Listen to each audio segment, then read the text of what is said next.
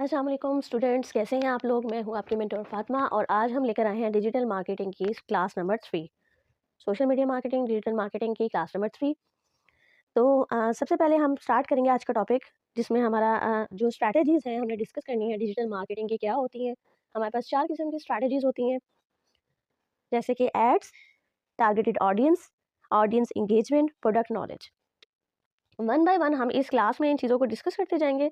सबसे पहले तो जब आप एक सोशल मीडिया मार्केटर हैं और आप कस्टमर का जो ऐड है वो लगाने लगे हैं, तो आपको ऐड के बारे में मुख्तलिफ किस्म की जो इन्फॉर्मेशन है, प्रॉपर इन्फॉर्मेशन है, उस प्रोडक्ट के बारे में जिस प्रोडक्ट का आप ऐड लगा रहे हैं, उस पेज के बारे में जिस पेज का आप ऐड लगा रहे हैं, उस पोस्ट के बारे में जिस पोस्ट को आप बूस्ट कर रहे हैं, तो उसका आपको प्रॉपर नॉलेज होना बेहद बेहद ज़रूरी है।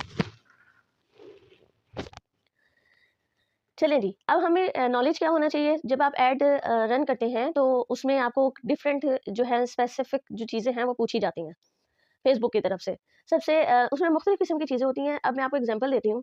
जैसे कि आप जो है बुटीक की आपकी दुकान है, जिसमें से आपने बच्चों की जो कपड़े हैं विंटर कलेक्शन, वो आपने सेल करनी है। एक तो नम ऐड की टाइप्स सुने, ऐड की टाइप्स होती हैं 3। एक पोस्ट यानी कि एक पिक्चर का add, number second multiple picture का ऐड। ये मैं ऐड की टाइप्स बता रही हूँ, ऐड के बटन्स की टाइप नहीं बता रही कि ऐड को किस कैटेगरी में डालते हैं, वो नहीं बता रही अभी। और तीसरा वीडियो एड्स, वीडियो एड्स होते हैं हमारे पास। उसके बाद हमारे पास मुख्तलिफ किस्म के और भी एड्स आते हैं, जिसमें फॉर्म फिलिंग एड्स होते हैं, जिसमें आप फॉर्म फिलिंग करते हैं। ये सब आपकी जो है मैंने आपको बताया कि ये हमारे दूसरी कैटेगरीज में, बटन की कैटेगरीज में जाएंगे। अभी जो सिर्फ हम पोस्ट बना रहे हैं ऐड का, उस पोस्ट की 3 टाइप्स हैं, या तो सिंगल पिक्चर, या मल्टीपल पिक्चर्स, या फिर वीडियो। अब आ जाते हैं एड्स के ऊपर। जब आप एक बच्चे का ब्रांडिंग कर रहे हैं, जब आप एक बच्चे की लगा रहे हैं, क्या कहते हैं, क्लोथ्स विंटर कलेक्शन, तो उसमें आप क्या करेंगे, हमारे पास जो है बच्चे खुद तो आके शॉप नहीं करेंगे ना उस चीज़ को, ठीक है?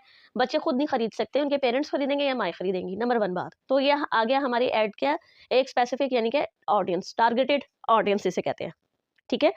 उसके बाद हम उस ऐड में और भी मुख्तलिफ किस्में होती हैं, जैसे कि आप ये कहें कि एज ग्रुप मेंशन कर देंगे उसमें हम। अगर बच्चों का भी ले रहे हैं, तो बच्चों की तो एज ग्रुप, वो जो आर्टिकल हम डिस्प्ले कर रहे हैं उस पे तो मेंशन ही होगी, ठीक है ना। अभी मैं सिर्फ सिंपल एक बच्चों की क्लोथिंग का 3 से 5 साल के बच्चे का चलें, ये 3 से 12 साल के बच्चे का ऐड लेकर चल रही हूँ। पोस्ट मैंने एक डिजाइन कर लिया, सिंपल एक पोस्ट वाला ऐड।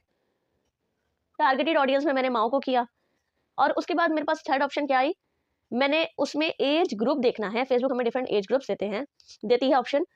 अब आप एक बात बताएं, अगर आप एज ग्रुप सेलेक्ट कर लेंगी 10 से 20-22 साल के लोग, तो आपको क्या लगता है कि इतनी ज़्यादा ऑडियंस इंगेज होगी उस ऐड पे या नहीं?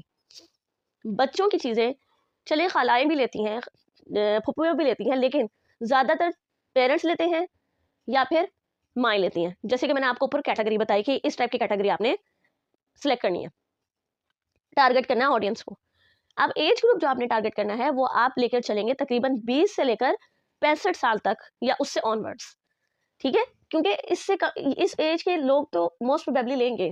देखिए उसमें खलाएँ भी आ गई, फूफियाँ भी आ गई, पेरेंट्स भी आ गए, टीनेजर्स बच्चे जो खुद भी अपनी मर्ज़ी के लेते हैं वो भी आ गए। टीनेजर्स से सॉरी ऊपर के थोड़े से, चलिए 16 साल से ले लें तो टीनेजर्स भी आ जाएँगे। और 65 साल तक नानियाँ, दादियाँ भी शॉपिंग करती हैं भई अब तो ऑनलाइन अपने बच्चों की, नवासे-नवासियों की, पोते-पोतियों की, तो वो भी आ गए। तो और उसमें यानी कि नाने भी आ गए, उनके पेरेंट्स भी आ गए, ईच एंड एवरीथिंग इंक्लूड हो गई। उसके बाद आपने जो मोस्ट इंपोर्टेंट थिंग आपने जानना ज़रूरी है एड्स लगाने में, कि आपने कंपनी से अपनी इन्फॉर्मेशन गैदर करनी है, जिस भी आपका ऐड लगा रहे हैं कंपनी का, कि विद इन कंट्री या आउट ऑफ द कंट्री आपने ऐड लगाना है। पाकिस्तान के अंदर, ठीक है, या पाकिस्तान से बाहर।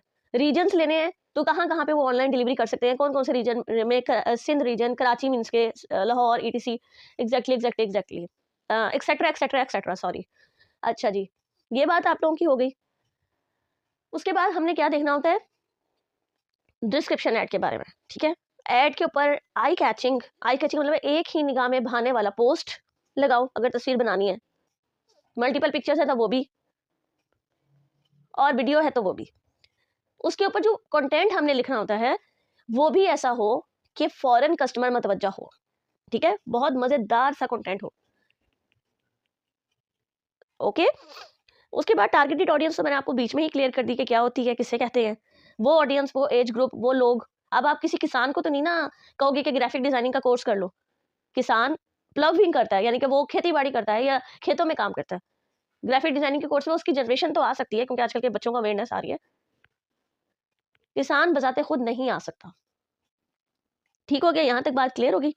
उसके बाद टारगेटेड ऑडियंस में तो हमने बता दिया कि क्या किस किस किस किस्म की लोग हैं, क्या है, क्या सीन है। अब आ जाते हैं ऑडियंस एंगेजमेंट। देखिए, जब आपका कंटेंट ऐसा है कि आई कैचिंग है, एक ही निगाह में उन्हें पसंद आ गया ऑडियंस को, तो वो फिर ऑफ कोर्स एंगेज भी होंगे। एंगेजमेंट वो मंगनी वाला एंगेजमेंट नहीं है। एंगेजमेंट कस्टमर का लाइक करना, शेयर करना, कमेंट करना। अगर आपने मैसेंजर का बटन दिया तो मैसेंजर में जाके क्यूरी आस्क करना, व्हाट्सएप का बटन दिया तो व्हाट्सएप पे जाना, वेबसाइट का लिंक दिया तो वेबसाइट पे जाना, कोई फॉर्म फिल करने का कहा है तो फॉर्म करना। इसे कहते हैं कस्टमर एंगेजमेंट। मुख्तलिफ तरीके हैं। जब कस्टमर को ऐड पसंद आएगा, चाहे वो सिर्फ प्राइस ही पूछ रहा है, इट मीन्स कि कस्टमर इंटरेस्टेड है, शेयर कर रहा है, अपनी फ्रेंड को टैग कर रहा है, ये सब कस्टमर इंगेजमेंट में आता है। तो आपने इस तरह का ऐड बनाना है, इस तरह की उसका कंटेंट हो, इस तरह के एरिया सिलेक्टेड हो, लोग सिलेक्टेड हो, एज ग्रुप सिलेक्टेड हो, कि टारगेटेड ऑडियंस अचीव हो और कस्टमर इंगेजमेंट बढ़े। ठीक हो गया। उसके बाद आता है प्रोडक्ट नॉलेज। सबसे आखिर में ये पॉइंट दिया गया, लेकिन ये पॉइंट सबसे इंपॉर्टेंट है while doing the brainstorming. Brainstorming का मतलब है जब आपने स्ट्रैटेजीज अप्लाई करना शुरू की, अपना दिमाग बनाना शुरू किया। प्रोडक्ट नॉलेज सबसे इंपॉर्टेंट चीज है। मुझे जो कंपनी है जिसके मैं ऐड को बूस्ट कर रही हूँ, पोस्ट कर रही हूँ, ऐड चला रही हूँ, पेज को बूस्ट कर रही हूँ, उसके प्रोडक्ट्स का प्रॉपर नॉलेज ही नहीं है, तो मैं कहीं ना कहीं जाकर ऐड चलाते हुए कोई ना कोई गलती ऐसी करूंगी कि कंपनी का पैसा भी लगा। पैसे से भी मुझे याद आया, ऐड 1 दिन का होता है, 3 दिन का, 6 दिन का, हमेशा चलने वाला, साले साल, ये वो। ये भी आप पैसों के हिसाब से भी आई थिंक 300 समथिंग से स्टार्ट होता है ऐड 1 दिन का, और डॉलर के रेट पे डिपेंड करता है। अगर डॉलर का रेट ज़्यादा हो 400 समथिंग तक जाता है, और उसमें targeted audience I think so, I am not that sure, targeted audience उसमें तकरीबन 1200 या 1023 तक होती हैं। ठीक है, कि इतना पीपल देखेंगे एक दिन में। और फिर तो आपको पता है पैसे बढ़ाते जाएं, जितना गुड़ डालें उतना मीठा होगा। तो प्रोडक्ट का नॉलेज होना बेहद ज़रूरी है। अगर आपके फुल पता ही नहीं है, अगर चलिए मैं एग्जांपल दे देती हूँ, एग्जांपल कोट कर देती हूँ उसके साथ भी। लगा रही हूँ मैं आर्टिकल टी शर्ट, लड़कियों की वो जो कुर्ती है और पजामा है, ट्राउजर्स है, और मैं इंफॉर्मेशन में डाल रही हूँ एज ग्रुप अपनी अम्मी की एज का, या 40+। भाई यूनिवर्सिटी की लड़कियों ने, टीनेजर लड़कियों ने कुर्ती पजामा पहनना है, मुझे प्रोडक्ट का सही नॉलेज ही नहीं है। This comes into product knowledge. What kind of stuff is there is, what kind of fabric is there, what I'm going to write about that। Urdu में बताते हैं जी, क्या उस कुर्ती पजामे का कपड़ा है, क्या उसके बारे में मैं कंटेंट लिखने जा रही हूँ, क्या मुझे उसके बारे में इंफॉर्मेशन है।